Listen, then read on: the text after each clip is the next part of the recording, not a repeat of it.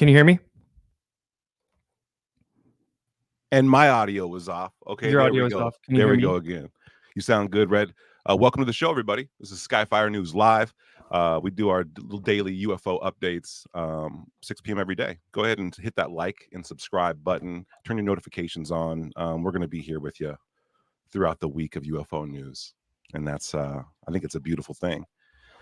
Follow us on all the platforms. We got all of our links up top over there. We got Instagram, Reddit, all that stuff where you get your UFO news. You can find us there. Big day, Red. We got a great guest here for you guys. Someone who's been making a lot of waves as a podcaster, as a host, as a YouTuber, and just we love his vibe, dude. He's a good friend of the show. So that's what we got in store for you guys today, Red. I'm loving that hat every day more and more. So that's my news. Pretty cool, right? Yes, it's amazing. It's amazing. Dude, 30 red pandas died for this hat. That's what I heard. That's what I heard. Oh man. I think red pandas are the cutest animal on the planet. Yeah. By far. It was a psyop to like pick it, right? As like a mascot kind of thing. Good move. Good strategy. Just really disarming. And it gets a lot of people into the UFO topic, which I think is one of your claims to fame, Red. Your documentary work, the passion you put into all that stuff. I mean, you know, you're breaking doors down for these guys. The hat's a good addition to it for sure. Sweet, heck yeah. I see we have our guest is in the backstage. Yes, he is. Should we have him pop up? Enough with the theatrics? I'm down. Yeah, let's get to it. Yeah, dude. All right, we're welcoming Patrick from the VETTED podcast on the show right now. Here we go. Woo! Hey, Patrick, how's it going? What's up, man? Yo, what's up, y'all? Look at those balloons. We're celebrating. Oh, yeah, nice. Dude. Didn't even know we had that feature. You're showing Me us neither. all kinds of stuff. Me neither. Shit. Well, it is worth celebrating, bro. That's for sure. I'm trying to get him big too, but do you know how to do that? Let me work on that. Why don't you guys catch up? I'll try to get that going. But yeah, I love Patrick, the hat, RPK, man. Thank you. I do. Right? Dig it. Yeah, it's awesome. You kidding me? Yeah.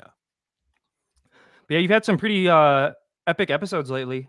I'm sure we're gonna get into it, right? But we'll let Tupa figure this thing out real quick. But It'll be big me for just a little while, okay? So bear with me. Hey, we can handle that. The crowd will like that. We love Tupa. But yeah, dude, huge episodes actually. And today you had a Michael Ian Black episode come out. That was really cool. Yeah, man. Oh yeah, what a great time. I want to do more interviews like that. I'm going to leverage some of the connections I made in my last podcast with celebrities that I interviewed and put some feelers out. Hey, who would want to come talk UFOs? I bet there's going to be more people than I think, if I'm being honest. Yeah. So that was kind of a test to see how the crowd would react. And I think people dug it a lot, actually. Not to do it every day, but throw that in there, right? Every once in a while. Cool little fun. Yeah, it was awesome. And I'm sure you get this and Tupa too. Anyone who's into UFOs, there's like there's two things that happen, right? Like one, there's people who are like, I don't want anything to do with that. That's weird, blah, blah, blah. But then there's also those random surprise ones where it's like XYZ is just like all about it and actually has like a super deep theory. Like we just played a clip the other day and we were talking about how like Rogan always has these people on, right? Cat Williams, Mexican OT. Yeah, right. And it's like, yeah, that's cool. And yeah, Michael Ian Black, he's like actually a member of the community at this point. He's speaking at Contact in the Desert and everything. So yeah, he's oh wow. Oh, I didn't know that. Oh, that's awesome. He's big time UFO. And yeah, in your interview with him, I watched it. He knows his stuff. He's got his theories. I mean, we're all nerds, right? We're all just obsessed with it. We all spend too much time probably than we should. I'm learning, I haven't really, I guess I've been on the surface level, probably like a lot of people just saw, a History Channel show here or a sci-fi show here, right? Just one little thing, maybe a YouTube video here or there. But once you really start to like dive in, it's a whole nother animal. And there's a lot of meat on the bones for different kinds of people to sink their teeth into. Yeah. 100%, man. Yeah, absolutely. I really enjoyed that type of conversation that I had with Michael Ian Black, where we didn't really get into, is this whistleblower telling the truth and what's happening with Chris Mellon at this meeting at the congressman's office. It's more like consciousness and this theory and that and speculate. Dude, oh my God. I think a lot of people can relate to these sort of campfire conversations or late night, with a friend and a glass of wine, and you know what I mean? These kind of like a long car ride with your friend, or so, Yeah. you meet someone on a plane or whatever that is, and you just kind of theorizing, speculating, getting into it, and just being cordial, civil. You can laugh, you can learn something. Yeah, I super enjoyed that, and I want to do way more conversations like that, if I'm being honest. Yeah, that was really cool, and yeah, I totally agree, those are the fun ones. And in this subject, like, kinda we were talking about, like, there's so much, as Chupa said, meat on the bone for, like, any kinda, like, you're a Yeah, psychonaut, you're a nuts and bolts guy. I've yeah, been, addicted basically to this subject since 2017, and I still, like, learn stuff every day, right? It's so that's crazy. awesome. That's good to hear, actually. Yeah, it's wild. I Right? mean, then you have every country, history. Exactly. It's never ending. And then go back in time. Yeah. Yeah. Right. Let's Yeah. start getting into, and then maybe, theories of what's on the moon or what's on planet Mars, or, Yeah. whatever. Right. And even like I you were agree. saying, historically too, like all these random celebrities, you know what I mean? The Muhammad Ali stuff, John Lennon Jackie stuff. Gleason, Yeah. yeah. I mean, 100%. Richard, well, I don't know if he's a celebrity. Richard Nixon. Well, I guess he became a celebrity in some sense. He's got a very recognizable name and Chupa, face. So. Yeah. real quick, do you wanna stream to, Twitter now too that we To- got totally. Twitter? Oh yeah, good idea. There's so Oh, many that's parts cool. about You guys can do that. Hit all the different yes. spots Yes, with we the live can. stream. Look at you Yeah, guys, StreamYard man. This way is to a do it. this is a pro operation here, y'all. It looks great.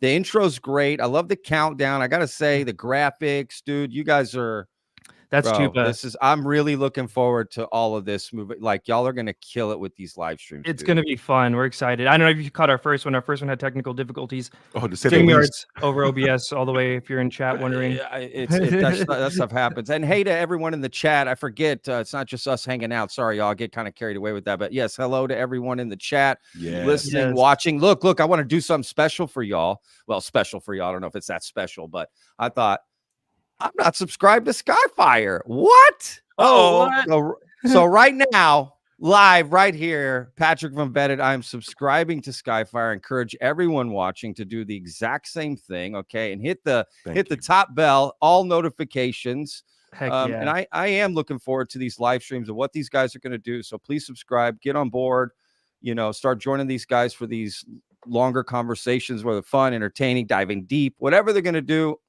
I'm in. Yeah, news Thank of you, the bro. day and whatnot. Thank you.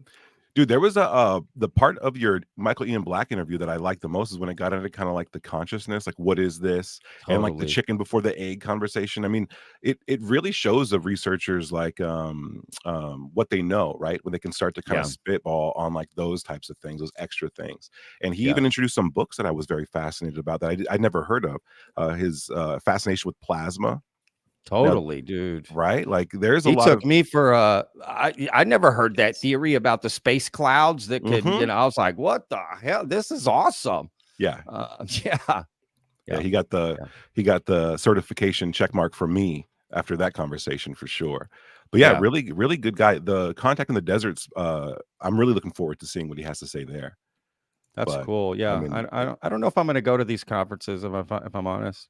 Oh yeah, I mean, it's I don't know. like it's its own. I want to thing. meet up with people though. I do want to have like I do want there to be some sort of event where you meet up with people and it's more you know fun what I mean, to do like-minded and kind of talk and get to hang out. That's not just online, regardless of how you feel, right? I think a cool conference would be people that are a little on the fence or a little skeptical about things, and people that are whatever, and being able to sort of hang out. God, that would really create like I don't know. That's what I did last year. I went part to of the Contact in the Desert and it was really fun, but I didn't go to any of the conferences or whatnot. You know what I mean? Speaker parts or whatever. Yeah. Not to be conceited, but I feel like you'd probably feel the same way too. Like, I don't know what I'm gonna learn from some of these places. Not to be like that, but we're just in it so much every day, all day. You know what I mean? It was just more fun to go hang out with people, drink at the pool and stuff like that. Yeah, that's what you don't get from this like kind of like group internet research community, right? Is the ability to break bread and have a beer, you know what I mean, and just relax. Totally, dude. That's what it's all about. You can think about that. Like breaking bread with somebody, eating with somebody is such a great way to disarm. You're vulnerable, you're eating, right? Yes. That's a very vulnerable place to be. That's just nature. So when you do that with somebody, you're saying to them, right, I'm putting my guard down. Let's talk a little bit and share food. Make sure it's shareable, right? Yes. And you're sharing. That's a big thing. I think it could go a long way. I don't know. One day maybe VETTED will put something together, some sort of live event Ooh. that's music and food based, but it's UFO, right? It's like, let's all come together and hang out, but listen to some good music, eat some good food. If I'm involved, good food's got to be there. I'm there. You know what I mean? And just like a VETTED nice, hey, yeah, the VETTED Fest, man, just hanging out. I think it's all that time in Austin, South by ACL that I, and other conferences that or festivals that I worked with my food truck and shit. Just that community, bro. Oh, well, what kind of food truck did you have? A Spanish food truck. Oh, nice. So it was, but I mean, that's who hasn't been to a music festival? Yeah, right? no, You're those not are arguing with anybody. You're just like, who are you going to see? What's up? Everyone's just hanging out. And that's kind of what Contact in the Desert was like. It was kind of like a boomer music festival, and it was like in and like maybe there are these area. out there. Okay, so you're saying there are. Okay, yeah, maybe I just need to. But it look was more into it conferencey than that. I feel like a little more towards the festival end would be really fun. But all festival, no speakers, no, I don't care who you Yeah. are, but I'm a whistleblower and I want to blow. Not here, not here. It's not happening. Okay. We got JoJo and the Venuses coming up, and they got a hit tune called There we go. Disclosure. I don't know, whatever the thing is. I mean, actually get some real big bands, imagine Blink. Yeah, they have to leading up some sort of, again, I think if you just make it about like-minded people or about like-minded music and food, right? But we also think these other things. So let's just hang out and come. I don't know, man. I just love communities coming together, and I would love for there to be this like, oh, you got to go to whatever it's like South by ACL. Those are just like staples, right? You got these like, this is, once a year, this is where I go. And I don't know if there's one in the UFO world that's like, maybe it is Contact in the Desert, where it's like everybody's going every year, no matter what. Tickets are affordable. Yeah. People can make it. That's the key, right? Tickets are affordable. Getting some, real sponsorship. I don't know, just something. No, I think there's got to be a lot more events and from the grassroots level, you know what I mean? Yeah. And that's just kind of speaks to the way cool. the community's been built and been kind of functioning since the get-go, right? Which is, that we have that old guard. I mean, Contact just announced their Legends panel, right? Where they're going to have like the people who were basically in the trenches before it was cool to do it, when all you had was maybe some book sales to cover up for the fact that you're not going to get tenure because you're talking about UFOs too much. You know what I mean? Like, they're celebrating them. I think that's cool. Linda Moulton Howe is going to be there. Yeah, there's definitely a plus to that, right? Like sure. But it does seem more about the spectator sport kind of aspect of it, where I think what you're talking about is what's needed, which is communities getting together, having a good time, outside of the direct relation to the phenomenon. You're not trying to amplify anything. You're just like, yo, just come through, chill, because I think there's going to be a lot found out in those moments. We've been over here putting our nose to the grindstone for years. I know Red has, I have. And then that kind of like solo kind of grind isn't really communal, right? It doesn't have those aspects, but life does. Correct. So we need to incorporate that in there. We'll get more ideas and more fresh ideas about the topic, I'm sure. Totally, man. Yeah. That's why I like doing this stuff, being able to hang out and talk with people. I don't want it to all be, is this true? Is this not true? Is it's like, dude, can we just like chillax a little? Let's just talk. Let's just hang. Like, especially for you, right? Because so I've been like obviously like binging and watching your stuff. You're fairly new, right? So I saw that you've been going every day since September, right? Good work. I haven't missed one day, bro. Good work. What caused you to go from so I don't know if people don't know, you had a podcast before, and then September, what was it that made you go like, all right, we're gonna go every day no matter what? I mean, we had launched VETTED in June, and it just wasn't getting any traction, and it was just like, let's try daily videos. I don't know, we just went for it. And then just like anything, you got to grind it out. I mean, when I opened my food truck, my food didn't really change from when I first opened it to like 18 months in, but you just got to keep serving it. You got to show up, light up the grill, start the prep, open up, we're open, and wait, and just keep grinding, dude, until something hits and you don't give up and you promote. I mean, look, I've had all kinds of trouble on Reddit. I did. I spammed it. Okay, I admit it. I did. I went heavy, but I knew that Guerrilla this was marketing. necessary. Yeah, I knew that Yeah. was necessary. Even all the hate, all the pushback, it worked. It brought people over. People watched. A lot of people lurked and would watch and wouldn't comment or anything, but it worked. It brought people over, and I just grinded that out. I just ignored all the hate, even though some of it was, I understood their point, but they didn't know my point. I'm trying to grind and hustle here and do something. If you've ever done that with something in your life, you understand. You just gotta go, man. Yeah. And I just knew eventually, if I stuck with it, just like anything that I've done in my life, one foot in front of the other, it will hopefully, if you're genuine and authentic, people will see that eventually. And yeah, I don't. And they connect with it. I mean, then Yeah. that's honestly, that's really, really good advice for anyone, right? Like they're connecting with you. And you've been doing like podcasts for a little bit.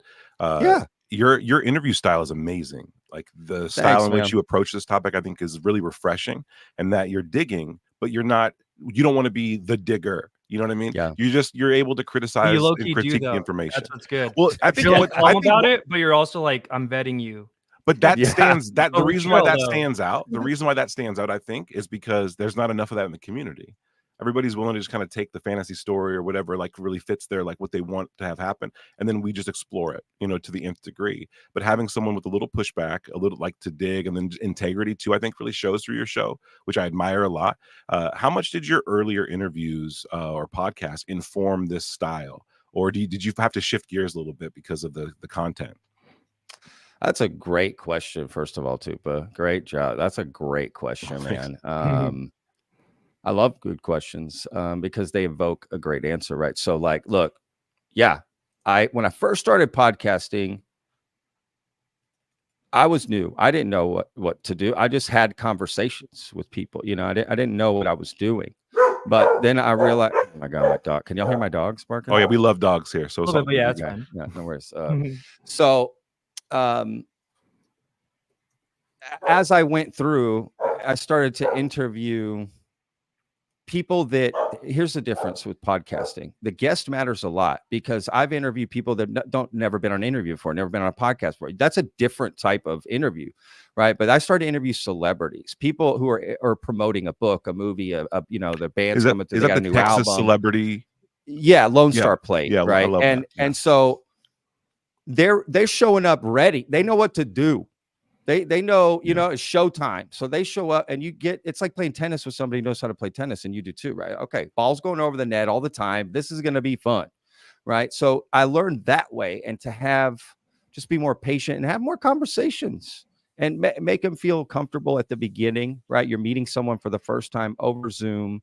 I did some in person, but for the most part, it was all over Zoom because it happened in the pandemic, when we first launched. So it was like you had to learn to arm. And I come from a hospitality industry, right, where I bartended, I waited tables and grinded my way up through the industry, right? And you're face to face with people, you're meeting them instantly, and you got to get to know them right away. I basically took those skills, and mixed in with, I'm a very personable person, and I don't know, just a very comfortable, laid back. It'll sort of find itself. Like you have some questions, an idea of where you want it to go.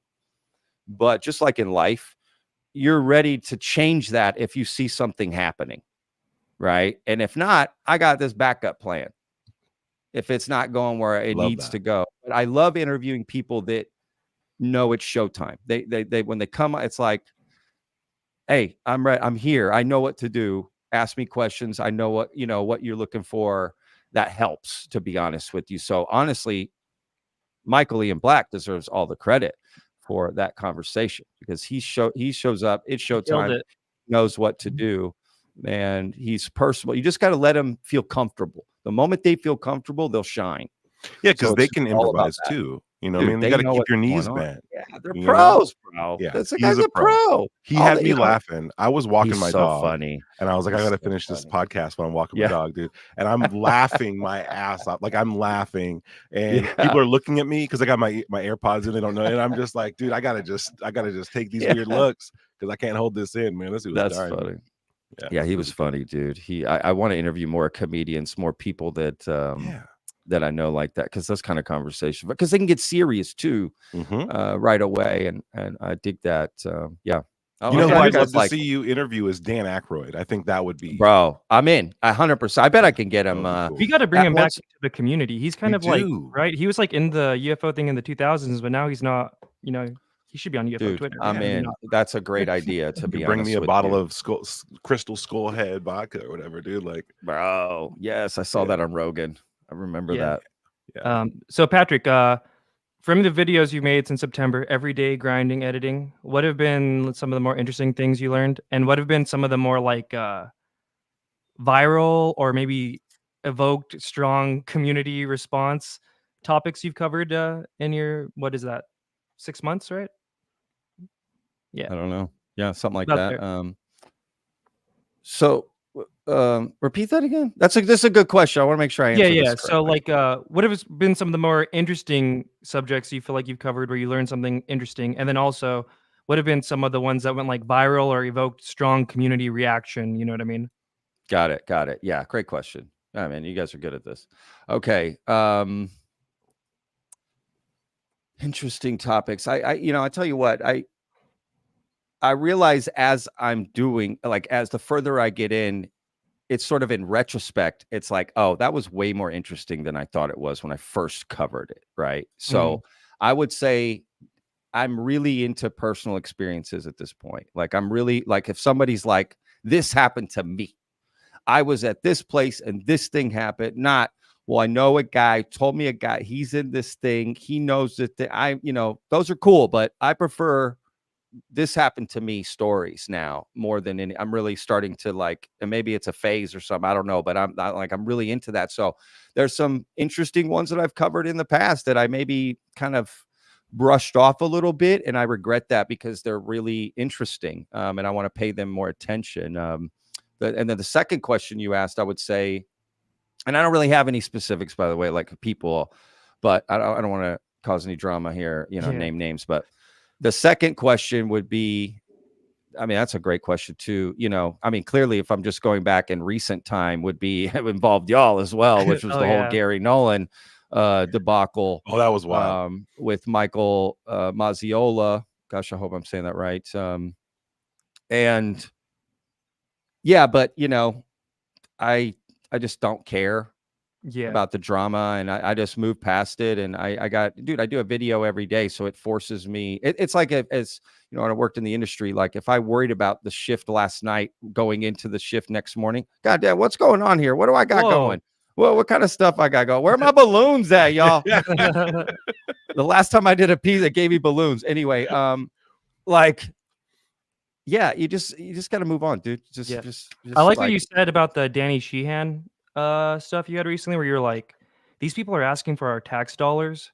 Yeah. So like, I'm gonna ask questions. You know what I mean? And I mean, this subject's been so obfuscated. You have to ask questions, and there is this kind of like weird thing where it's like certain questions are taboo, or the fact that Michael said that, it became this whole big thing. It's like, dude, he's a Stephen Greer's director for like multiple of his documentaries. He's not just some random guy, and totally. And even if he said that, like, it's not the end of the world, right? Like, no one's like really like angry at Nolan for being interested. I mean, I'm sure at some point he thought the Atacama was an alien, right? That's why he like played ball with Greer, and you know what you're doing when that happens. So totally. Yeah, when you phrase it that way, and especially too with like Sheehan, right? He's been saying a lot of stuff lately. It's like these people are literally asking for our money and our tax dollars. So yeah, I get this. It's a whole Tim Taylor thing I covered. Even the guys that I was questioning behind the scenes. Hey, why are you covering, dude? Why are you focusing on this guy? Like, I don't think that's a good idea. You don't have all the facts, And I'm just like, hey man, I don't care. This guy's spending tax dollars doing stuff, investigating people. I'm sorry. We have transparency on so much that we spend on. Like, I get to ask questions, dude. Like, I don't know, like, just there shouldn't be too many taboo topics, you know what I mean, in this, but it seems like some people are almost considered taboo and off limits. You wonder maybe did they have a bigger role to play later on or whatever is going on. Sure. But yeah, the two-parter you did on Tim Taylor, that was a much needed deep dive into a pretty mysterious figure in ufology as of late, since Diana Pasulka gave him right? Yeah. Like Oh, the mystery is one thing, but every little bit of information I get from about the guy makes it more and more salacious, more From all these tantalizing. different people too, right? Ryan Yeah, Bledsoe, Jesse dude. Michaels, Diana Pasulka. The stuff I that got Chris more stuff Bledsoe that I said didn't about, include in my video. I'm, I'm sure. I'm sure you did. You know, I'm there's sure you more did. stuff that I just, I mean, you guys know if you're putting together pieces, there's just sometimes things are like, just doesn't fit this narrative, but I want to include Mhm. some more, or I can't really confirm that all the way. It's more rumor, but there's a lot of these rumor, just extra stuff. And it's like, it's crazy how much is out there about this guy. I mean, you could just do a 10-hour documentary on this guy and all the ways he's stuck himself throughout the community, and just one odd thing after another added up. It's like most people would just, if they did one thing like that, it would be odd in their life. This guy just lives a life like this. Like, well, I just don't get it, man. I'm just so confused that there's people like this in the world. Yeah. To And be for honest the with you. audience, and help me, Patrick, if I get it wrong. Tim Taylor is this guy. First kind of heard about him in Diana Pasulka's books, and she referred to him as what? The guy Tyler from D. Tyler D, yeah. And the claim was that he took her and Gary Nolan out to some gifting field, which also Blindfolded. became another little Gary Nolanism where it's like he said I didn't say that, but he kind of did at some This points. guy, dude. So weird. And then also though, but he's also all intertwined in the Bledsoe story too, right? He's apparently like Absolutely. their liaison kind of to NASA in a way, helping them get tours, bringing metamaterials to them. Testing them. He was testing Yeah, them with the metamaterial to see uh how real their experience was. I mean, that's what Ryan yeah, said, right? That it's kind of a test, that if there's a reaction to holding these materials, whether it be a electrical kind of shock or some type of a full experience or something, then you have been in the presence of an interdimensional being. Now that's a statement in of itself. But the stuff that Exactly. isn't it wild? And that tracks, I think, with the stuff that we hear about Tim Taylor and what his interests are. That Sure. totally tracks with it. yeah. And also I want him, well, obviously, right? I think he's one of the people we all want to hear from. But also Pasulka, I want them to both go more into their Vatican stuff because I find that pretty interesting. And they don't really talk 100%. about it a lot, but like apparently she's been given access to all these secret records. I don't know if you Yeah. know this, but she was given access specifically to like saints who basically it sounded like remote viewing in like the 1500s, and then another one who could like fly. So like some weird like What? superhuman I'm sorry. saint. What Yeah. did we just say? There's Yeah. flying nun. I saw that show. I grew up with that. Annette Funicello. Okay, that's But yeah, I really want her to say like, what is the Vatican's interest in this? I like yeah, her. She's cool. yeah. I feel like I she don't have she any hasn't problems with explored any of that these yet. people. She hasn't Sure. explored that yet in an interview. That'd be cool. But yeah, so what I mean, what's your take on Tim 100%. Taylor after your little deep dive into him and all these clips and yeah. I mean, there's just more to know, right? You guys are mentioning all these stories. There's so many stories out there about this guy that's just so fascinating. And again, the Bledsoes aren't the first family he's talked to. There's more people that he's talked to, and dealt with and made relationships with. Why? What is going on? Protocols. If he's saying that aliens are giving him information through downloads, and then he's using astronauts going up into space, right? Going into zero gravity. We got these multi-billion-dollar machines, and he's saying the ideas of what they would do with that money up there. He's saying he got downloaded from ET. I'm sorry. What the hell is going on? We should be involved with that. What's the process? What's going on? Make that. I mean, does all of NASA know this? Do other astronauts know? Does the guy who's putting his life on the line, strapped into this thing that's being propelled up into the atmosphere, know that, oh shit, the guy who designed this plan, he got it from some ET that I've never met, this ET. How do I know that he didn't give him a plan to blow up my space shuttle when I got up there? Or I mean, this sounds crazy what I'm saying. I'm going to an extreme, but my point is that's why we're allowed to ask questions. It's that simple. That's why we're allowed to say, hey, what's up with this guy? What's he doing? Let him do an interview and say, that's not true. Or, this is what I do and it works. And okay, let's change reality. But I don't like the idea of it being I just don't like that, man. Again, you involve tax dollars. We're involved. Yep. Love that. That line of reasoning was awesome. And I just pulled up a picture of him so the audience can know who we're talking about, right? Nice. All these names, all these dudes, all these old aerospace dudes, could kind of get hard. I also loved in your thing, Grant Cameron, how you had to do kind of a two-parter. I love Grant Cameron, dude. He like when you're like tuned in, and like a nerd about this stuff. His like super fast like ADHD way of like delivering Yeah. info, like I love that. But yeah, it's like He's a nice guy. He's Yeah. so nice. Again, I don't care about people's beliefs, just how do you express them? And that dude is nice, respectful, courteous, professional. I'm in. What more do I'm in. I love the guy. He's great to talk to. And he didn't mind that I pushed back on him. He was happy, he wants to come on again and let me push back. And nice. I don't, because we're just talking. I'm not being disrespectful or rude or mean. You just said, you there's aliens that the Canadian government has, and they communicate through other people. And there's a UFO landing pad. Like, yeah, I'm going to have questions. You have names for the aliens. I got questions. And he's cool with that. He wants to answer. He wants to show his piece that he has. He wants to tell about his personal experiences. And again, I respect that stuff. I respect it. I have no problem with it. I just want to have more fun with this topic, I think, is what's happening to me, right? And he's so excited to share too. Totally, really, man. He's so excited. Really I was watching him, like he was on pins and needles while people were talking. Like, well, Nicole was talking, and he was like correcting her on the date because he knew, as soon as she mentions the name, he's like, oh, I got it all right here. Let me see if this tracks. It's like really cool. He's actually the guy who talked about Bledsoe's statements about music. That the message is in the music. I don't know if you've seen that interview with him. I think it must have been at some event. See, there's so much it's so good. Like he says he heard from Chris Bledsoe about like alien messages hidden inside of music. Interesting. It's okay. very like popular songs we know.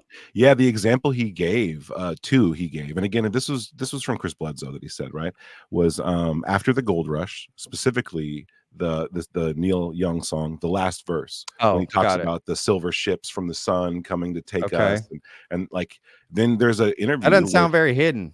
It doesn't, right? Back then it was so on the nose, but in the 70s, you know what I mean? Like things were just flying out of everywhere. You'd figure it'd be like, you are the wind beneath my wings. It's some like underneath that there's this alien message, Well, I think, that we can dive into the dynamics or the mechanics behind that kind of like getting messages in through humans or whatever. But the other one was it Kashmir?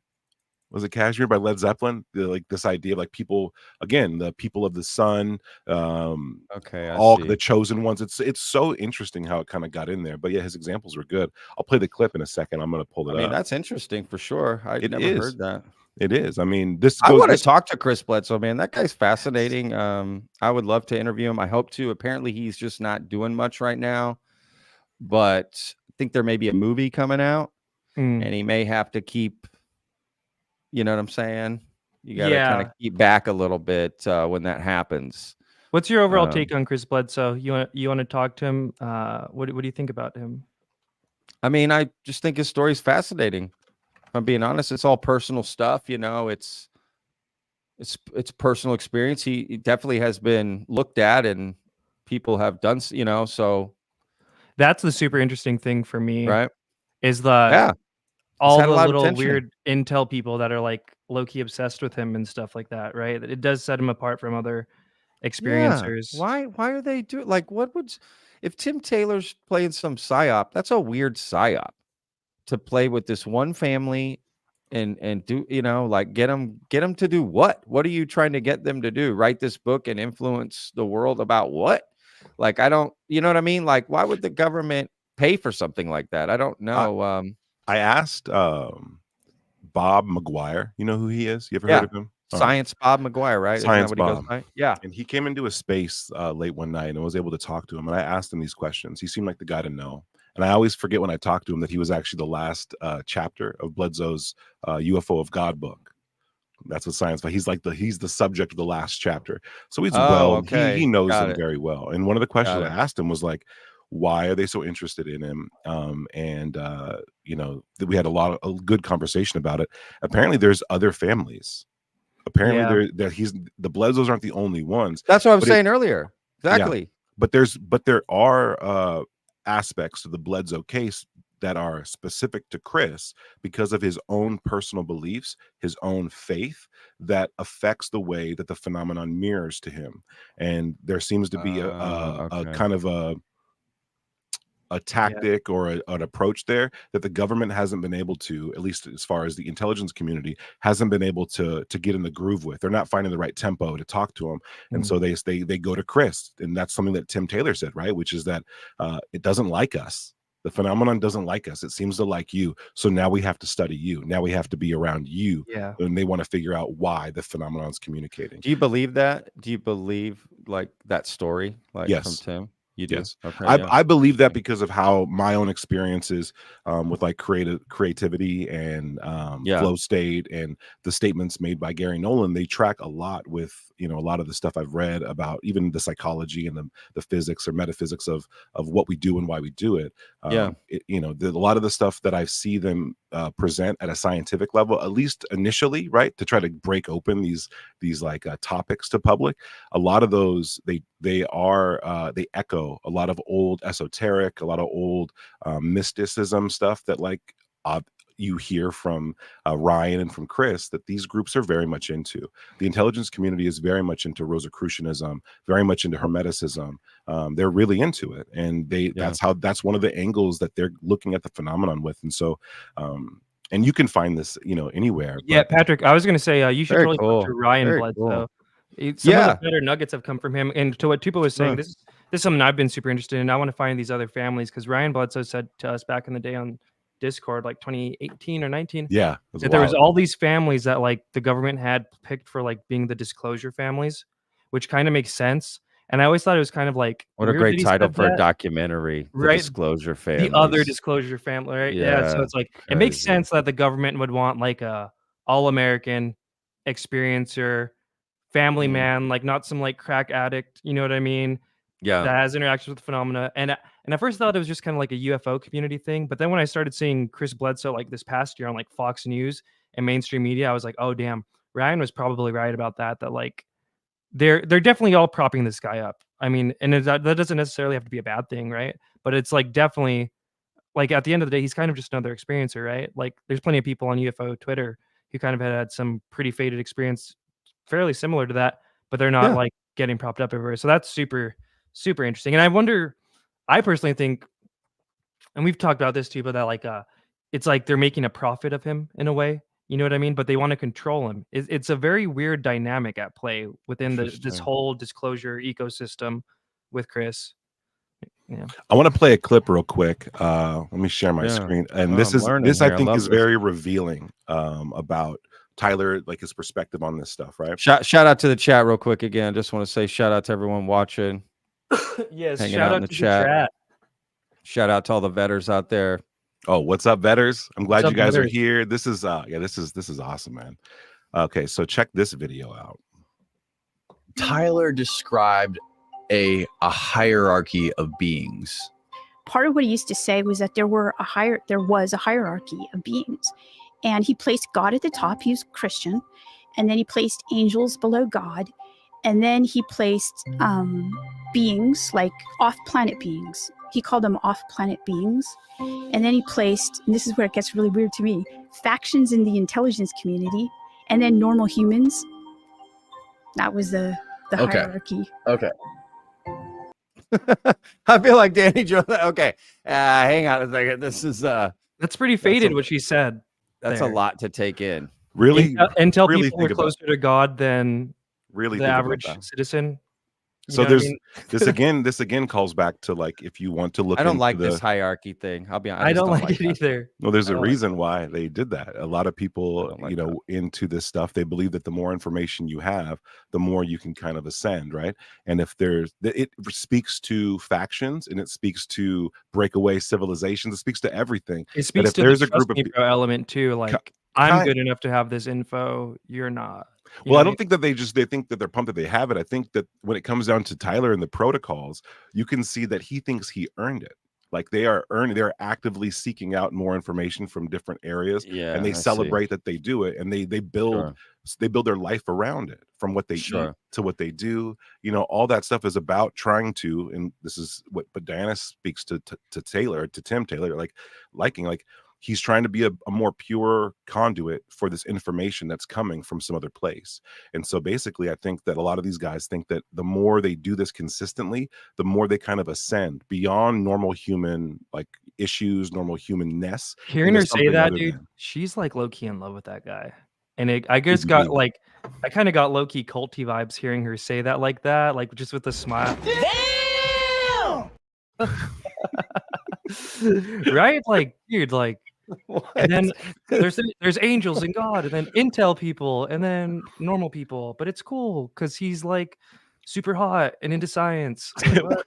Oh, I do think that if he wowed Chris Bledsoe too. Let's not forget that Chris Bledsoe, I think, speaks. He's of the perfect Tim. honeypot. He speaks of Tim even higher than Fasolka does. I think he and for good reason. I mean, we could talk about that if we want to, but essentially the Bledsoes were in a bad way after they started to come out with their story, and they were being harassed by a lot of people, right? People who didn't want them to talk, and then also people who were trying to sabotage what they were talking about.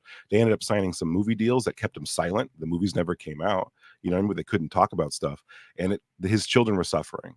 Chris's children were suffering. They were young. They were being mocked at school. They didn't know what to think of their father. So then you got Simi Van coming in, Tim Taylor coming in, and these are cool guys who are saying to his children, look, your dad's really important. This is actually super. This is world changing.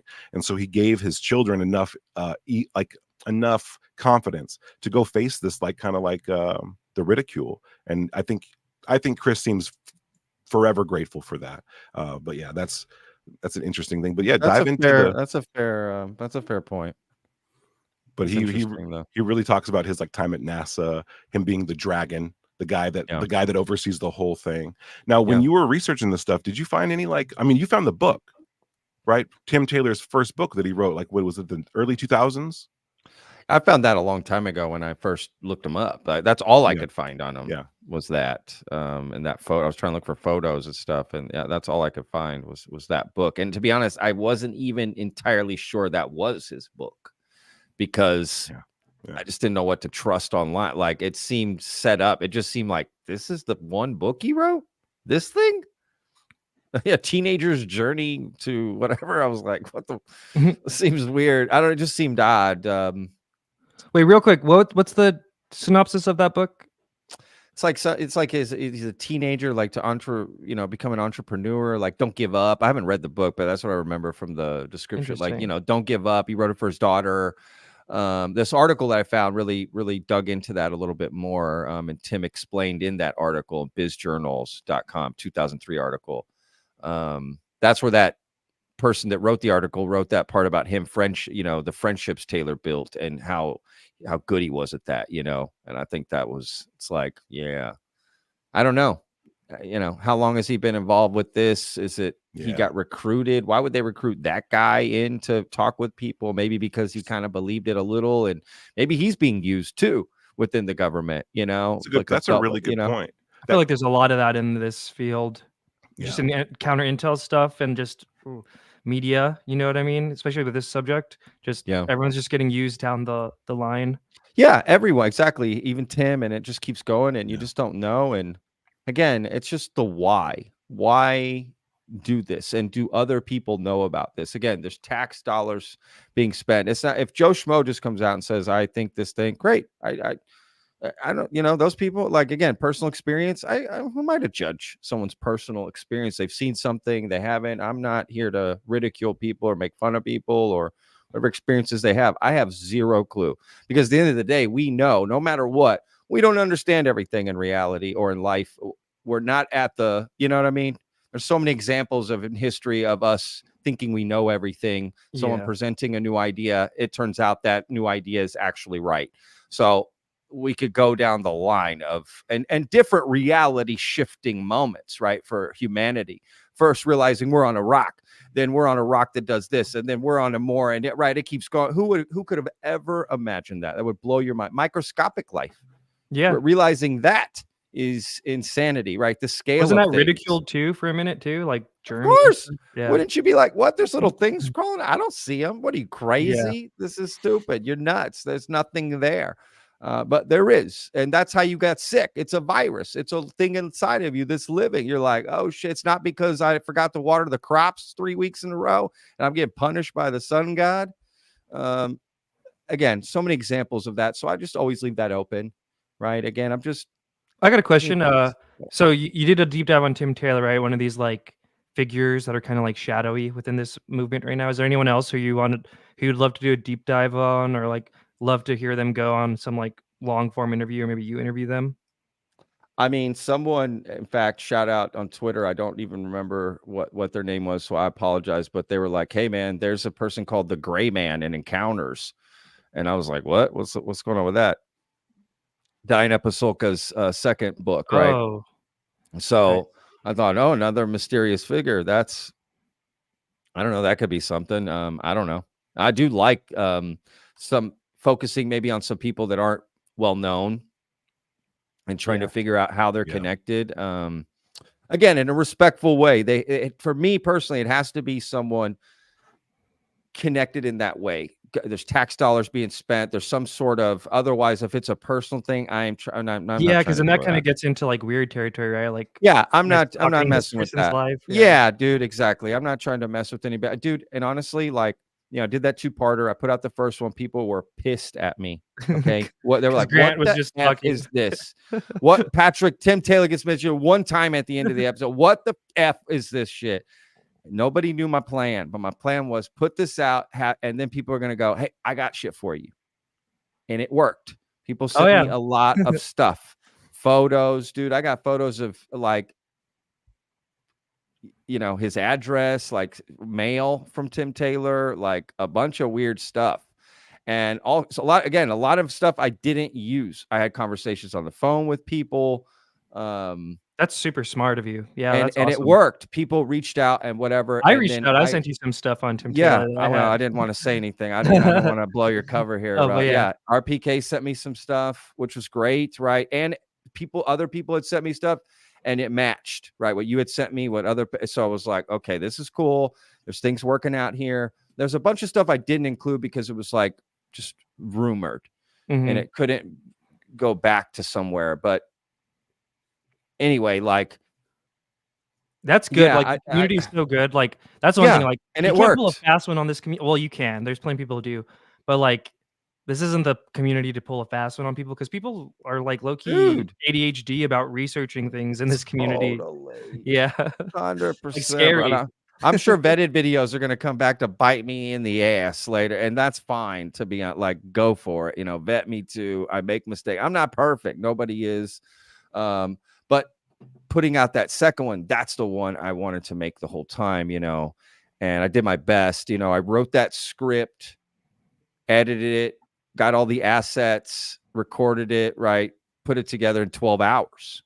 Yeah, dude, you're a beast, bro, that honestly, baby on out. the editing front, because that was like, what, 40 minutes? You're doing like 30, 40 minutes every day, dude. That's even just rewatching I don't edit things. normally. Okay.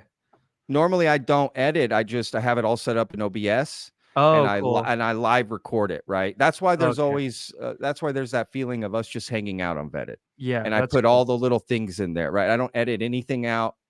And the only thing I'll start the recording again if I screw up in the first few minutes. But if I screw up past a few minutes, bro, it's staying in. I don't care what happened. Every raw mistake, every raw feeling, everything's raw for me, real. Every reaction. I try not to even watch the clips I'm going to do. Very rarely. I try maybe watch a little so I know what it is, but then I want to hear the thing for the first time, what they're saying, so that when I'm like, what, it does what's have that going feel. on. Yeah, that's what I want. But if in the first few minutes I kind of got that, I got my hook at the beginning I want to say and where I want to go and explain. But yeah, I don't edit, so I can, I come from kitchen work, dude. It's all about processes. It's all about setting up that line. So it's how I'm able to get those videos out every day pretty easily. But every once in a while, I want to do more stuff like this, Tim Taylor, add something a little more edited, and pop that out every once in a while. Very cool. Tupa, do you have anything else you want to say maybe before we get into some news and stuff?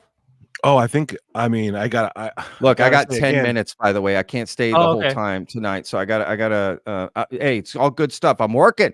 I'm No, talking to yeah, the yeah. dude. totally understand, man. I'm talking to the, Daniel Clancy. Shout out to him. He's helping what's me with the up? Discord server for Vetted. So we're going to be launching Nice. that soon. A Yes. Discord. That's going to be cool. Bring the community together. And yeah, so we're going to be talking here right after this. That's awesome, man. About cool. that, Then man. we'll I don't a bit stop more. working, y'all. We'll Yeah, just man. talk a bit more than maybe me and Tuba could go over some news once you hop off here. But yeah, dude, Yeah, this there is you go, awesome. This has dude. been a cool vibe, dude. Yeah, love your Oh. stuff. Love the energy. Love what you guys are doing. This is awesome. I Thank you. Yeah. see y'all's faces. I know, right? Like, a lot I of love people it. shocked. They're like, "Oh, we've been hearing this guy for years.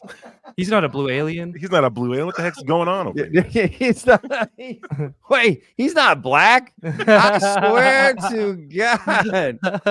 It's literally one of the comments. It's literally one of the... Shouts out Dude. Keon on the Twitter chat. Yeah. What's up, Keon? Sorry to Yeah. disappoint, Keon. Sorry to disappoint. He was like, "Damn, man, I thought he was." I love Tongan. that. No. Yeah. Oh, we're all, we come from all different places, man. There's so Hell many, yeah, there's so man. much interest in this topic. Yeah. And that's one of the cool things about seeing fresh new faces in here, trying to like make not only a name for themselves, because I don't think that's what you're doing. I really think you're diving into this and you're sharing your findings with everybody else. And Sure. clearly people are resonating Yeah. with it. We need it. And after, looking at the topic, and I've been into this my whole life. I just was never in any kind of community sense research, right? Like we all love our Just a little books we personal- find. Yeah, personal. Like way, yeah. just very much part of what I do and how I do it. And then coming into a community, it's like there's a lot of older people setting the pace. And I don't mean older in age. I mean like just in terms of Sure. like the old guard, right? Like, Yeah. and that's fine. But we've had so many different revolutions with culture and technology, and we really need to crack these doors open for everyone. Yeah. And so, it just takes work like what you're doing. Hopefully what we get to do and what we've been doing at Skyfire News, we want to make it for everyone. And that's just the way it goes, I think. And I like that you're popping into our spaces too. That's like, it gives people a little bit of access, just a little bit more, right? Sure. A little bit more access. Spaces are fun. Like you said, make ufology fun. Spaces can be fun with the right group. I had a good time at all the ones I was there with y'all. Those are the only ones I've ever been to. Our Skyfire that's it. spaces have been actually, we have breaking news happen in there a lot. We have people come in there, great speakers, Yeah. Jesse Michaels, Eric Weinstein, and even Michael, right? Like, and what Michael said about that experience he had, right, at the premiere or whatever, that was mind blowing. Because we've all heard that story, like about what Nolan's assessment of what that Atacama skeleton was, and it kind of, I feel like it painted a lot of people's impression of Greer, even, right, and that whole serious documentary, like, oh, it's a bust.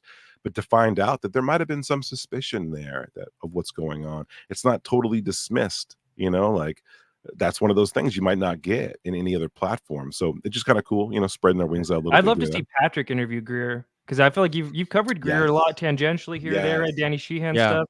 He's one of those, and he's gonna like persona non grata within certain disclosure camps. I want to hear him. And I think we're gonna get Michael on here soon. That'll be cool. That'd be awesome. Be Yeah, really cool. hell yeah, that would be. I hope he does do it. I will say real quick, I'm gonna break some news here for y'all. Okay. Oh, wait, you have the banner that nobody knows. Oh, you got a banner? Oh wait. It's Oh, bro, that's great. Oh, I thought you were gonna do the Friday thing again. Like, oh, that was great. No, I heard back in an email from the Romero Institute. That's Danny Sheehan's, right? Because I had reached out for an interview, and they have definitely officially declined me. That is not happening. There's definitely not going to be a Danny Sheehan interview because his schedule is jammed packed, as they told me, and they just can't fit me in. Chat, what do you guys think? No problem. No problem. But hey, I tried. One is Danny Sheehan's schedule jam packed. Two is that just a front because he doesn't want to talk to Patrick. Hey, it is what it is. When you see him do like 30 podcasts a day on like channels with like 10 that's what I'm saying. subscribers, It's just like what you're jam packed. Whatever. It's all good. again, I never want to assume it's because he's scared of me. I mean, I'm not a scary person. He's a lawyer. He would wipe the floor with me. I think just some people just don't like me. It's that simple. And they're just like, I don't want to go on that show. You Yeah. know? Some people I just don't want know. like the questions pre-done, you know what I mean? They don't want any hard questions. And you're respectful, I bro. get You it. wouldn't be like trying to Of pull a course not. gotcha or anything. Dude, of course. Yeah. Just this person has said things. You're asking for tax dollars to be spent. I'm just asking for further clarification of alien DNA and how the Senate Intel Committee has it, and why did they show it to Arrow and let them release that report? Like, or you know what I'm saying? Like, why have there's not been some big breaking press conference on the White House lawn with this alien DNA? I mean, Yeah. that's it. That's It's like the, you said it what's publicly on a huge platform, Danny Jones, right? Like, why is it bad that we ask you about dude. it? It's crazy to me how you're in the public domain. You're asking for tax dollars. What do you think's going to happen if you go on CNN? What do you think is going to happen if you go on MSNBC? Yes. You know what I'm saying? What do you think is going to happen? You're trying to get this into the open, right? Jeremy Corbell, all these, and I agree. Let's get more people in it and talking about it. But what's going to happen as you grow that circle out, right? You're going to have people that aren't just dedicated to this full time. So they're going to be like, oh, well, where's the proof? Where's the evidence? What's this? What's that? I want to know. You said alien DNA. Well, what's up with that? Let's dig into that. You know, you can't control the narrative as this grows. The more people you want to find out about this, it's impossible to try to control that narrative. You're just going to have people, outsiders coming in, questioning things. That's what we've been preaching too, bro. I mean, we've all seen it. There's a weird little narrative control mechanism at play. And like for a global topic like this, like it's just not going to fly, bro. It's just not going to work. You can't do it. And I don't care. I just want to put out good content, good videos, grow my channel, and create a nice community, and just go for it. You know what I mean? Just ignore that side of what that is, you know? Yeah. He maybe did you a favor. But yeah, I guess you got to go here. Anything else you want to close out on, or any projects you got coming up you're excited about? Or I got a cool interview with Pavel. Oh yeah, I love Pavel Ibarra, who is a contributor on The Big Thing, but he's also a journalist for La Marca desde España, out of Spain. He's got his own YouTube channel as well, and he came on to talk about this scientist from Mexico named Jacobo Greenberg, which is Jacob Greenberg. Think of it that way. That's like the English number. And I'm really excited about that story. I didn't know anything about it. We did this deep dive on it. I've got all this info and stuff. He's like a consciousness guy, right? Guy?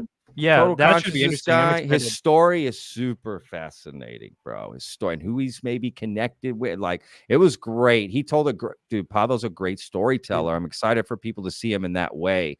So we had a really he's gonna be fun such a conversation. bridge for like Latin America stuff. I feel like Dude, I've already learned so much about Latin American ufology from him. Oh my God, man. Yeah, he's so great. He's really going to be a nice voice in this community, man. And I'm excited to share that, to be honest with you. Very cool, man. Well, Patrick, bro, thanks for being here. Fist pump. This was awesome, and my camera is having technical difficulties, but hey, you know what I mean. This was awesome, man. Dude, you guys are awesome. Keep rocking this. Again, everyone watching, please hit that subscribe button, hit the like button, comment. That helps out the show. They're just trying to have conversations, right, guys? Let's support Skyfire. I love what you guys are doing. You guys know I support you guys, and I always will. So thank you, bro. We support you, and hell yeah, dude. Friendships and ufology. Let's get it. Let's go, y'all. All right, y'all. Y'all be good, chat. Y'all be good, vetters. Thank y'all so much. Bye, Patrick. Thank you. Till next There's time, the man. balloons. There they go. Peace. Peace, man. All right. Cool. Dude, that guy, dude, like if you guys are not vetters, if you don't follow like Vetted, that should have been a beautiful introduction to go do so, man. Like, what a good guy. And if you haven't caught his Michael Ian Black interview that just dropped today, that's a great intro into who he is and what he's doing for us. So that was awesome, man. Yeah, that was an awesome interview. We clipped some of it on Skyfire if y'all want to go watch it. He talked about his experience, which is pretty cool. And yeah, like you were saying, like it's always so fascinating who's like a real nerd in this, right? You never suspect. Like even Keemstar, right? Like when he first started coming around, and it's like he knows all about Chris Bledsoe and he's all obsessed with like XY case, you know? It's like, oh, yeah, very cool. I'm always surprised at like, because we were so close to it, you know what I mean? About how many more people out there actually pay attention and really do know not only the fundamentals, but a lot of like really of the minutia Mhm. this thing, man. It's been really good. But let's dive into the news. I'm gonna do my best to try to work on this camera thing in the background, so you guys aren't staring at this crazy ass AI alien. Is that cool, Red? Yeah. Thank you. I will go ahead and start this. Do we want to first start with this thing that Green Street clipped about Melon? I think that's a good way to start. What a moment. received the So this comes from friend of the show, Stephen Greenstreet. He posted this today, basically saying Melon lied. Although this is kind of an old clip, but let's just watch it. I received the videos, the now famous videos in the Pentagon parking lot. Somebody bent the rules a little bit, and they did so for the larger good. Everything that has happened today has been from the bottom up. It's been from troublemakers and activists like Lou and me. We snuck these videos out, and I took them to the New York Times. I don't get it. Why are they confessing? They're not confessing. They're bragging. Huh. So I don't know. I feel like that's kind of been a known thing. So I was kind of curious that Green Street brought that up today. But it kind of does play to this kind of, and I'll cue up this clip too that we posted, and actually from Patrick's interview with Grant Cameron. You know, there's all these like weird little things, and we've covered on Skyfire News before too with Dark Journalist, where it kind of seems like Chris Mellon is like the puppet master, pulling strings behind the scenes. Which, I mean, I guess it's not necessarily a bad thing. Where are we at on this? Sorry. But yeah, it's just kind of it's kind of interesting. Oh shoot. Oops. Okay. Here we go. So this came out what, today or yesterday or today. Basically, there was a disclosure effort in Canada, and this is how Grant Cameron described Chris Mellon's and basically the TLDR of it. There was this disclosure effort. Grant Cameron, some other Canadian researchers, I believe, Spaced Out Radio, a bunch of people were like helping to organize kind of just a movement within the Canadian government about UFOs. And apparently at the last minute, it kind of fell apart. And there's been two camps. And there's going to be like Elizondo, Mellon, Cahill, like that group were going to come and brief and all that stuff, kind of like what they did in America. And after that fell apart, the two camps were basically, yeah, it kind of seemed like they both blamed each other. Where it kind of seemed like the Elizondo Mellon camp was blaming Grant Cameron, and Grant Cameron and some of these Canadians were blaming the Elizondo Mellon camp. So here's what Grant Cameron said about that on VETTED yesterday. Nicole That's and I right. were involved in a meeting with the Canadian government. We were sort of in the middle of it, and with Elizondo and Mellon and the boys, and they bailed out on us because we didn't want to do the scary aliens coming to eating us thing. Who bailed on you? The Canadian government? Yeah, well, it wasn't actually Lou Elizondo. It was Mellon, who said as soon as he heard that the Canadians weren't going to do the threat thing, they were going to do a scientific investigation, he said, "That's a poison pill, I'm gone." And Cahill and him and Elizondo, and that was it. It was game over. And it's the science advisor to the Prime Minister. So she was sitting in the background on this thing. So this panel that we were going to do was going to be a cover. It was going to be a cover, and we were going to broadcast this thing, and that would give her the thing to say, "Oh, look, there's this interest. We should do a UFO study." But they wanted to do it. They just needed a cover, and that was what Nicole and I and Elizondo and all these people were going to do. And then because we didn't want to do the threat thing, we said, we got no military people who've Canada, we're not into weapons, we're not into guns, we're not into fighting people and stuff like that. And we just said, well, we haven't got any military witnesses that are saying that they're threatening our airships and stuff like that. We want to do a scientific investigation. Yeah, nope, we're not doing that. It's like, game over, we're gone. That's disappointing to hear, but it's good to know that the Canadian government is still going to move forward with something, right? And still going to look into this. So real quick, Tuba, what do you think of that? This we hear this all the time, right? And especially from Greer, that like certain members within the MIC are kind of obsessed with the threat narrative. And now we have kind of another data point where, per Grant Cameron, you know what I mean? Everything was going Gucci up north in Canada until the Canadians were like, we're not trying to focus on the threat narrative. Well, I think the answer's in the question. like you said, the MIC, the military industrial complex, is set on creating a threat narrative around this phenomenon. Now, to me, that says they need funding. They know this is happening. They know more people are going to see it. They know people are seeing it.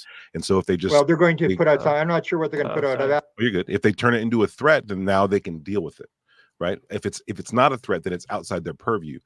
So it could be funding. It could be just they know more. They want their hands on it. They want to make sure that it's in there. I mean, this is kind of reminiscent of the balloons. Remember the balloon shoot down? Right. That was kind of the same thing where it was like, oh, could these be UFOs? UFO spotted, unidentified flight. And the whole time they knew they were military or they were Chinese drones, like the whole time. But to inflate that narrative means a lot. I mean, drama, it sells, right? The idea that it's us versus them, that's going to get a lot of people involved, and that's what I think about it. It fits their narrative.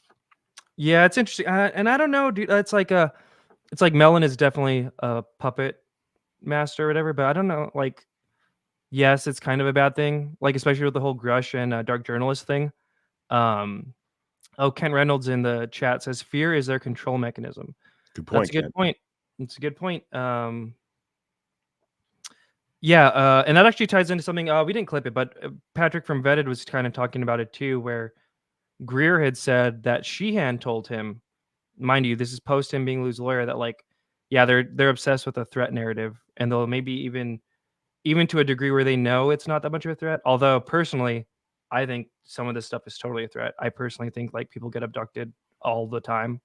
Yeah, I don't know. That Carla Turner vibe. Like it's happening. Real quick, I'm going to do some. There we go. Now we're almost facing each other, right? This is extreme. By the way, I figured out how to get our guest as the main window. Cool. So in the process of doing this, but yeah, man, I think you're right about that. You know, yeah, the threat narrative is a tool. It's a tool to be weaponized. Shouts out awareness. Shout out to Kent for real. Good to see you guys, all the Twitter family or X family over here. If you guys haven't subscribed or liked the show yet, please do. Turn those notifications on. We're on here every day. This is where we're going to get a lot of our news put out. So pop in. Yeah, and everyone in the live chat on YouTube, like the stream, please, and comment. Always helps too. Absolutely. And until we get these kinks worked out, Twitter is a good place to leave comments on this space. Those are the ones we can actually pop up on the screen. So pop over there. This kind of is a good segue into like some of that, I guess, the Darcy Weir USO stuff that big thing was talking about today. Yeah. Rear Admiral Tim Gallaudet just recently released a paper, part of the Soul Foundation, talking about USOs. Let me see. Let me just pull something up while we talk about that. Sounds good to me. But yeah, so that's kind of, USOs are kind of all the rage right now, right? Yesterday, was it yesterday? Wow. It was only yesterday. Time moves so fast. Hey, UFO news is like go now, dude. It's really crazy how there's so much stuff every day. But yeah, he released a white paper with the Soul Foundation that was all about USOs, which we put the little screenshot of. And yeah, it's released by Tim Gallaudet, which I honestly don't know if I'm saying his name right. But I like the way you pronounce it. He's a real high ranking. I looked up. Rear Admiral is the equivalent of like a major general in the Army, so pretty high ranking. And real quick, a USO. Some of the people in the audience might not know what that is, and I think it the acronym really undersells it. Yeah, unidentified submerged object. So basically, it just refers to all these things that are found under the water, which makes sense because a lot of we talked about this with Ashton. A lot of the biggest cases right now, the videos are all over the water, and there's this big like water push, it seems, lately to investigate the water. So yeah, do you want to go to a clip from the Big Thing show? Let's do it. So this one I think is kind of outlining a little bit of the documentary that Darcy Weir worked on, right? So let's pop this up. These just a fascinating report. So Tim, when you first, and you talk about this in the docs, when you first discovered that this was going on, like were you a skeptic of this before your first kind of awareness of it? No, I was pretty open to it. Of course, as a kid, there's shows and programs like Leonard Nimoy's In Search Of that would treat UFOs, and that didn't that didn't that actually interested me. I never pursued it with any kind of seriousness until I was the superintendent of the U.S. Naval Observatory. And as we were talking off air, I got to appreciate how large the universe was, and all the astrophysicists who work for me. I just learned a great deal about 100 billion stars in our galaxy and over 100 billion galaxies in our observable universe. So I was pretty certain it was arrogant for us as a species to think we were all there was in terms of intelligent life. And then, of course, you might have seen it's been on a lot of different shows that I saw the Go Fast video before it was released. Yeah. I received it on the Navy secret network, and that just convinced me that we weren't alone. Yeah, and Darcy, so like because you guys covered that in the beginning of the dude, what a kind of an important documentary now. And just as a reminder, guys, the chat is actually lighting up over in YouTube. If you're watching this on Twitter and you want to kind of engage with the community, go to YouTube, check it out there, give us a follow too, because we're building this stuff up. This is where you're going to want those notifications on as well. So pop over to YouTube if you're in our Twitter fam, if you're in the Twitter stream. Yeah, and just for the audience, this is the clip he was talking about, which, by the way, was recently "quote unquote" debunked by NASA and by Kirkpatrick cited NASA recently in like that last interview we covered. But this is the Go Fast clip he was talking about that he said he saw before it was released during his time in the Navy that helped. Wait, real quick. I think this is the only time this is going to be appropriate, so we're going to run this.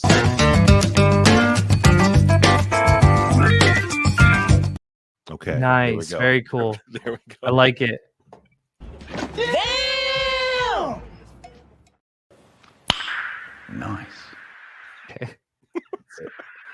So, right, everyone's seen this one. So what are we seeing here, Red? Walk us through this. This was released as part of like the rollout. Oh, let's listen to it. People love the audio. Roger. There's shooting. Did you watch moving target? No, I took an auto track. Oh, okay. Oh my gosh, dude. Wow. Look at the fly. So Tim Galladay, in that clip we just saw, he was saying that he saw this before it was public, and like what I think this one came out in 2018. It wasn't part of the initial 2017 release. Like I said, and also chat. Put 1 in the chat if you think this is parallax in a prosaic balloon or a seagull, and put 2 if you think that this is an anomalous event being captured. Ganga in the chat says, you are seeing a Mach 5 seagull flying circles around our Navy. A whole fleet of them on the ASA. That whole fleet of them line still hits, not going to lie. Of course, we never see it, so now our imagination is going wild. We're like a fleet. Are they in formation? Are they in a delta formation? Are they really seagulls? I like Ganga's point here. Mach 5 seagulls, a whole flock of them. Yeah, right, dude. Good. Yeah, and something else to keep in mind with this video is that it was filmed on the same day and likely around the same event of the gimbal video. So not the Tic Tac, but the other one. Now that's really fascinating. I don't know if you guys know that. You didn't know that? Oh yeah. That's a thing. Also, what was interesting, we'll just show another clip because I have it up here.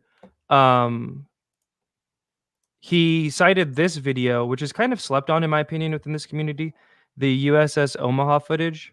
And the reason why he was talking about it is because this one shows transmedium travel, right? So it goes from air and it plops into the water. And I suspect what happened here is, looking at the timeline of things, I think this was a UAPTF investigation, which is like what Grush and Jay Stratton and Travis Taylor and Carl Nell. Those are some of the public names you know about it.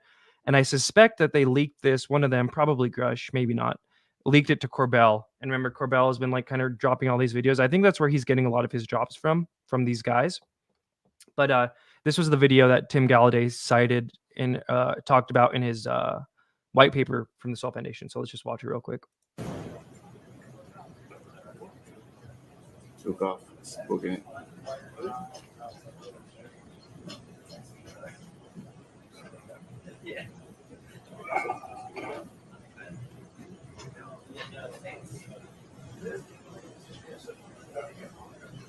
Frank Omaha, pick me a kid. Rocco Pearl's the passive ability to launch Hilo ASAP. Splash to get bearing rear. Got 2 minutes, 30 knots. Keep going, bro. So, yeah, let's go down. Make a chance we could probably bring that 35 relative to Sir. Yeah, 100%. I got a lot of white water. Like right towards the end is where it goes in the water. Whoa, it's getting close. Yeah, we have 31 knots sustained wind, topside, gust of 40. Whoa, splashed. Mark bearing and range. So maybe we'll just go to the end one more time for a little bit. Yeah, let's run that back. Topside, gust of 40. Whoa, splashed. Mark bearing and range. Right. So this is when it's showing. It really hovering and then just drops in, or is it a slower descent? It was kind of like that's an interesting clip. 31 knots sustained wind, topside, gust of 40. Whoa, splashed. It looks like it like Mark bearing and phases range. out. I don't know. It does, yeah. I don't know what the prosaic debunker explanation for this one is. Although this one is totally slept on in my opinion, because like it does. I mean, we're clearly watching something hover, right? And at a speed that's not a bird. Yeah. I mean, I guess you could probably. I'm sure Mick West could find a way to argue. Like, Okay, he at least could. Even I could. It could be a bird. Yeah, like the angle. Yeah. And Well, also distance. the ocean winds are strong enough. A bird can just kind of stay stationary Great while the Omaha, wind lifts 50 up. kid, Rocco Pearl to But yeah, so that's with the USO stuff. Let's there's another clip from Tim Galladay that was really sending today. Everyone was kind of talking about it because it has some ringings of "Trust Me, Bro." But do you want to cue that one up? Yeah, let's go. This is the one, yeah? I think it's the other one. Uh-oh. Well, let's see. Now there's these like just a fascinating report. So Tim, if you when you first and you talk about this in the docs, when you first discovered that this was going on, like were you a skeptic of this before your first kind of awareness of it? Well, this is the clip you already saw. My bad. So I'm going to put this one up. Like just a fascinating report. So Tim, if you when you first, I think they're the same clip. Oh, we have the same clip twice. It's okay. It's a good thing we have it on our feed. Okay, that's always our backup. Dude, we'll get this up here. All right, I got it. Nice. Shouts out to Skyfire News for having all this stuff ready to go. A lot of people use our Twitter feed as a way to go through the daily news, dude. It's I love love an it. honor, man. Like it Ufon really does, Alien Girl does, Cosmic Road, Patrick Vetted, Big Things used us. I love that. It's very cool it's too. very validating, bro. I'm really proud of us for that. Yeah, I am too. But yeah, so here's this is what Tim Galladay had said today on Big Thing Show. That kind of was catching a lot of people's eyes. Let's see if you catch what people were honing in on Tupa. Cool. I'm totally convinced that we're experiencing a non-human higher intelligence. By the way, there's non-human intelligence all around in the ocean, especially when you look at marine mammals like whales and all that. But this is non-human higher intelligence, and they, of course, are possessing craft, vehicles, whatever that can do things we can't explain. And with technology we can't explain, and with laws of physics that are not what we know them to be, obviously. So I am completely convinced because I know the people who were in the government programs, the legacy programs that oversaw both the crash retrieval and just the analysis of UAP data. So that I'm very confident in these people, former intelligence, former DoD, and we are working as a team behind the scenes to advance disclosure, a controlled disclosure, mind you, as was put forth in the Schumer Let's watch back that really interesting part. Explain. And there's a little bit of an echo. Oh, is there? Oh, I think maybe it might be your headphones. I'm not sure, but just as a heads up. You know what? I think I don't have the right audio set up. All good. But you can still run that really important part back again. I mean, the first part gave me like this vibe. Dude. What the? Like this dude's like non-human higher intelligence. I think the audio should be fixed now, but let's watch it again. Yeah. Cool. Especially when you look at marine mammals like whales and all that. But this is non-human higher intelligence, and they, of course, are possessing craft, vehicles, whatever that can do things we can't explain. And with technology we can't explain, and with laws of physics that are not what we know them to be, obviously.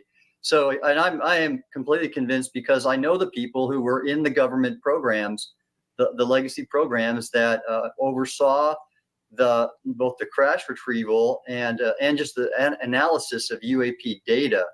All right, so that's what was sticking out to me and a bunch of other people online today. He said, "I know the people that were in the crash retrieval program." Damn. So that's a pretty big statement to make. That's Yeah, the kind of thoughts thing on that the that? community always responds with, just show us then. Stop talking about it, be about it. What do you think? Is Gallaudet or Gallaudet, is he in the position to share, or should he hold his cards close to his chest? I would imagine, and he kind of touched on the error report, I think, in his paper. I feel like they're all posturing post error report, but it is Mhm. still like posturing, right? It is still trust me, bro. It is fascinating. I mean, hearing people like of this caliber say that is fascinating, right? Yeah. Like I said, he was a major general equivalent in the Navy, super high up. I think like 20+ year career. Yeah. So when you hear it from him, it's different than just like someone on the street or something like that. But Absolutely. still, of course, right? We would love to see who, what, where, when, why. Is he talking about Kona Yeah. Blue? What are you talking about here? Who does Tim Gallaudet know personally that was working on the crash retrieval? Is it Eric Davis? You know what I mean? Is it who are we talking about? Is it Hal? Is it Who's Hal got it? Prudoff? Yeah. Who's got it? Povenmire? We don't know. But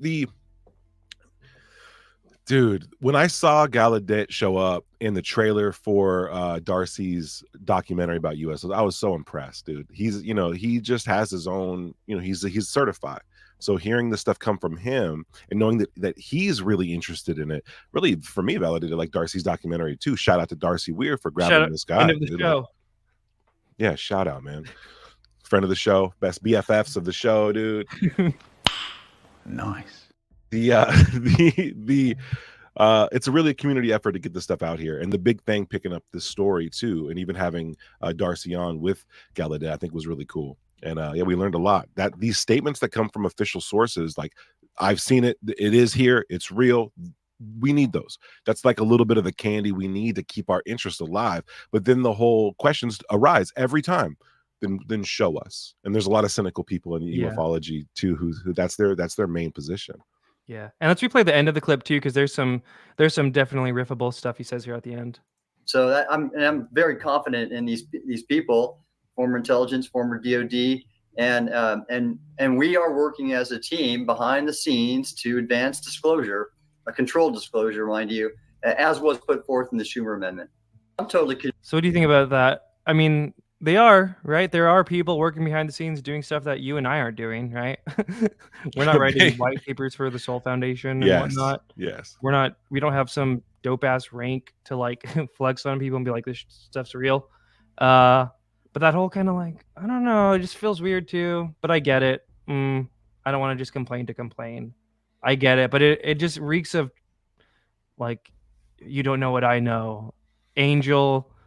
Or God, angel, intel agent, you know what I mean? Just a little bit, not as much though, not as heavy as like, it's not like Tim Gallaudet has like a chart that says intel people are better than normal people, but he didn't create a chart, a taxonomy of beings. He didn't do that.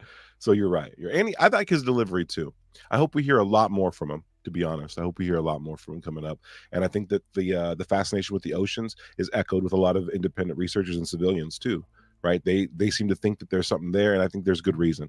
It is a completely isolated, desolate area, right? And it's half of our planet, 3/4 actually, right, where we don't have any eyes on it except for maybe a Sibber system or something else. You know what I mean? Like there are some satellites they're monitoring, but civilians never get to see it. They don't. And I would love to talk to him and maybe even Darcy about this. Like, my family comes from the Polynesian Islands out there in the ocean, pretty isolated spot. And they have their own stories about saucers and beings. And it's ingrained in their culture. And so maybe there's something to this ocean stuff. Yeah. All right. Well, should we close out with this SpaceX stuff?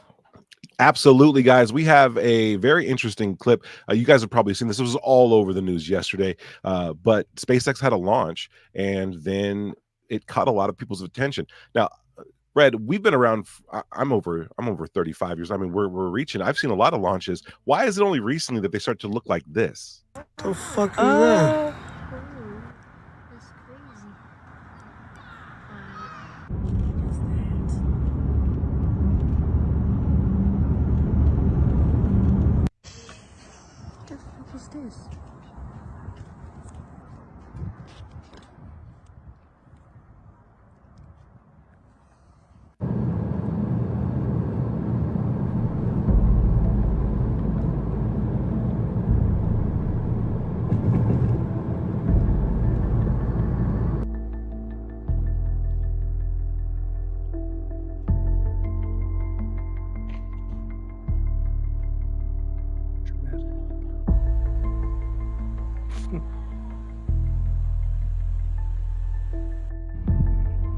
The whole sky, bro. I saw one of those IRL one time in LA. Dude, how scared were you when you first saw it? When I first saw it, I was like, "What? It's happening!" Yeah. I think I was with people too. They all knew I was a UFO nerd, and I had to like put my tail between my legs and be like, "Oh, it's SpaceX." Creepy, dude. Yeah, guys. We had a great show tonight. Red, this was awesome. Getting a chance to talk to Vetted was really great. If you guys didn't catch that, if you're signing in now, go back in the beginning and watch the show. Again, if you guys are on Twitter right now, hop over to YouTube, help support the channel growth. This is where we're going to be delivering most of the news every day. And so pop over, give us a like, give us a follow, turn those notifications on. Really helps the channel out. If you guys go follow Vetted as well. Follow Darcy Weir. These guys are really making it big. And speaking of which, the Big Thing podcast as well. Friends of the show, go over there, support what they're doing as well. Yep. Red, any final thoughts? No, like Tuba said, everyone in the comments, I mean, in the live chat, go like the stream and go comment. Do it. You know you want. They really do. Fun stream. I think tomorrow we have Alien Girl, right? Yes, Alien Girl, man, that's gonna be fun. She's great. Alien Girl does a morning show with UFOs. It's super early morning, so if you're thinking 7 a.m., you're think again. But she's great, man. And so check that out tomorrow. If you guys want to be alerted for tomorrow's show, hit that notification bell. All right. Well, I'll see you tomorrow. See you tomorrow, Red. Bye. Peace.